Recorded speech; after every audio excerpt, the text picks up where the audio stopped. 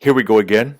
It's day 22 in our 101 day challenge. There is still snow on the ground outside. It is still cold. And we're looking forward to days, 60 something, 70 something when the weather starts to get a little bit warmer. And for sure, it's days 80 and 90 when the trees are green and the flowers are sprouting. But as for today, oh man, it just looks terrible out there. When the street lamps turn on and it's dark outside and all you can see is snow underneath the illumination of the street lamps? Incredible. Now, just to recap, just so you now have three badges. All right. So you have the Endeavor Elements badge. The Endeavor Elements are what? Maybe I should pull the board over here. Let's get that board.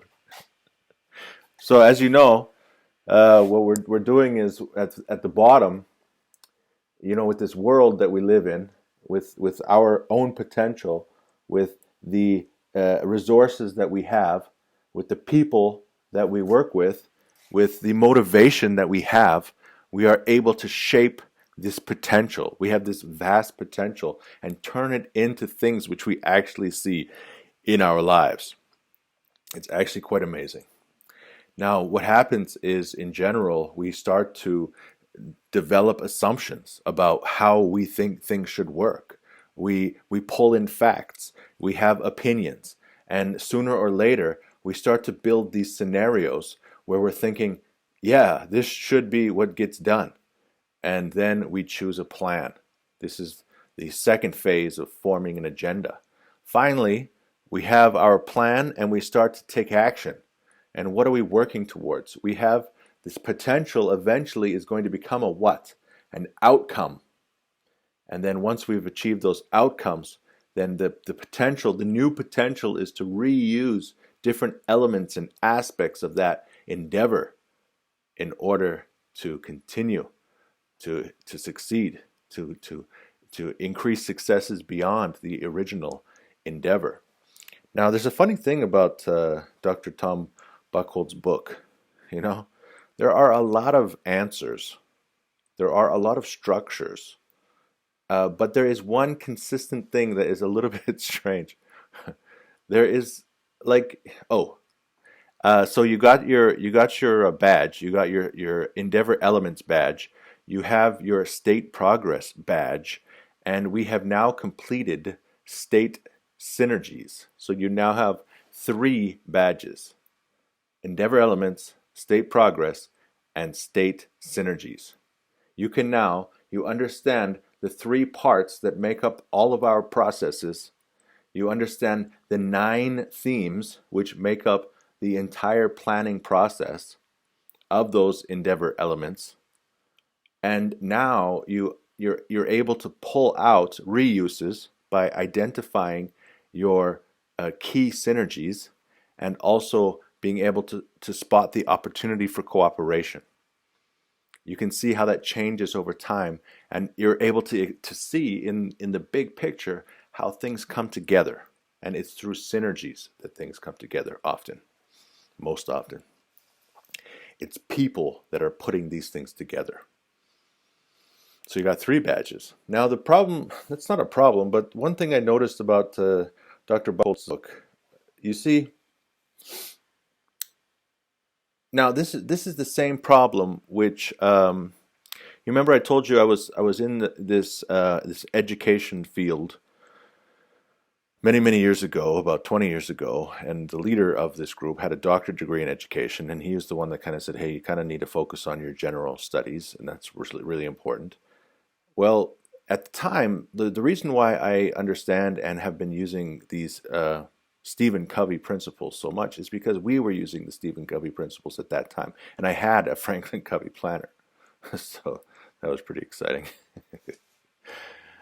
And one time he told me, he said, hey, I've been reading these things for years. I've been reading about these Stephen Covey, an independent person, and then You got 3 more habits and you become a interdependent or intradependent person. And he said, it wasn't until now that like I actually have this endeavor, this project. And it was related to selling educational tools and selling education. So working with salespeople in order to help people and educate people. So he said, it wasn't until I started managing this project that I really see how these principles work in reality. And so, as I was studying these Dr. Buchholz's book over the years, there were times where it's like, I don't know how to apply this thing. I'm not really sure what this means. And often it was because the endeavors that I was working on were pretty straightforward. They're pretty simple. The position that I held in this world was not complicated enough for me to need all of these things. So I was kind of looking backwards at my previous career to see like how would I have changed that situation, or how could I have used that situation. And it wasn't until I really started teaching people who had real projects and who needed some form of explanation, of organization. People who were like, okay, this is what I need to do, so how do I do it? And then that's when we started saying, okay, well, let's identify the outcomes that you're trying to achieve, and let's identify the reuses that you would like to grow into. All right, so now how are we going to get there? All right, so what kind of scenarios are we looking at? And what kind of information informs those scenarios? And all right, so what kind of team do we need to build around that? And what type of team do you have access to already? And like, what are you really motivated to do? And what kind of resources do you have? So then we jump right into that state progress checklist. But the thing is, I was using their endeavors. So, and that's the thing, that's the thing I'm trying to say, is in Dr. Buchholz's book, there is an empty box. Each checklist and many other figures and pictures throughout his book have an empty box. And next to that empty box, it says endeavor. Now that's the thing, is like, can you list your endeavors? So obviously we have 2 different types of people who are watching this video. All right, so I'm going to meet with a guy later on tonight. And he told me he's not really sure, like, he wants to start a business. And like, he's not really sure what even to do. So this is like ground level. This is a person who hasn't thought through what he's going to do yet. And so we're going to use the checklists to, but how do you, like, the thing is, the first step is actually, you need to know what your endeavor is. So right now, now that you got your 3 badges, let's go into the 7th habit of highly effective people. All right, so if you know the 7th habit, it's sharpen the saw. Now, Stephen Covey, he often taught and explained this story. He said, okay, so you have 2 guys, and they go out into, or maybe it could be ladies, strong ladies, because in this case we're talking about lumberjacks. So we got lumberjack Mary and lumberjack Mike. They go into I guess, what would you call Mary if it's a lumberjack? Because Jack is kind of, anyways, lumber Mike. They go into the forest and they start chopping trees. Now the thing is, like, you're chopping, and then all of a sudden Mary, she's just like, whew, I'm a little bit tired. And lumber Mike's like, I'm a real man, I don't get tired. And then lumber Mary's like, well, I'm just going to sit down and sharpen my saw. So she just starts, sharpening away on that saw. And then it's like a couple hours later, she's been chopping and chopping and chopping. And lumber Mike is still like 2 trees ahead of her. And then she says, oh, I got to take another break. So she stops, and then she starts sharpening that saw again. And then it's later in the afternoon, and lumber Mike, all of a sudden he notices that Mary caught up. And then she took another break, and he's like, well, this is going crazy. How is lumber Mary? She's caught up to me, and she's taken 3-4 breaks today. Now she's taking another break, but we're actually at the same place. And then it's like 5, 6, 7 o'clock at night, and they've been just chopping all day. And Mary is 2 trees ahead, and he just can't figure it out.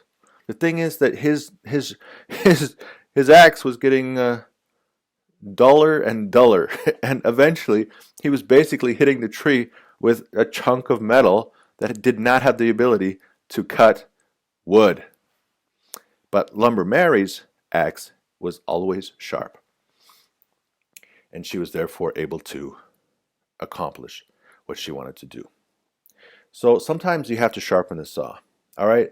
Now, the first thing about listing your endeavors. All right. So then the other kind of person, there are people who already have endeavors. They already know what they need to do. All right. So what are some principles? What are some basic behaviors that people do when they're trying to decide on an endeavor? Perhaps the most basic, the fundamental concept, they are things that you want to improve. They are things that you want to emulate, or they are things that you want to eliminate. All right? You're trying to improve the world.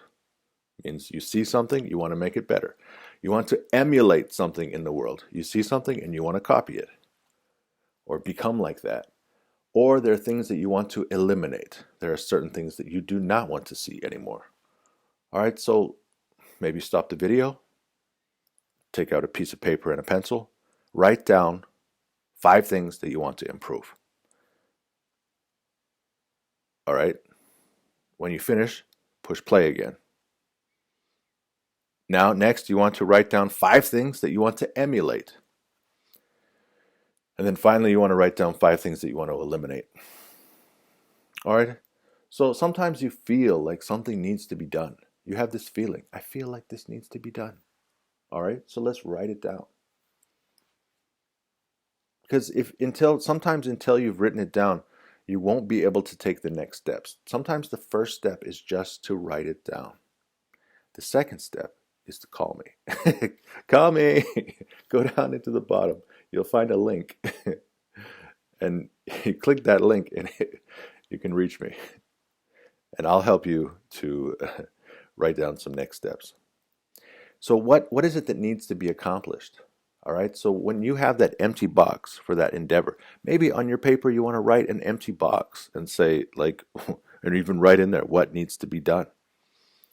How can you identify worthwhile goals? Maybe take some time to sharpen the saw. Have a meeting and just say to everybody, okay, so today I just want to know what you think worthwhile goals are to work towards, and listen to what other people are saying. All right, so maybe your current goals are understating needs. Maybe it's possible that if you work toward that goal, you still won't fulfill the need. So identifying the need and then identifying the goal can also be helpful. So as you start talking with your people, do your best to frame the issue clearly. Ask for multiple people to talk about, all right, so if this is the goal, let's take a step back and frame the issue around this goal. Maybe you want to pinpoint problems and identify solutions. All right, so as you frame this goal, all right, so what are some problems that you might face around that goal? And what are some potential solutions? Because at the end of the day, we're trying to create and capture opportunity. So take the opportunity to list your endeavors. Make a long list of endeavors.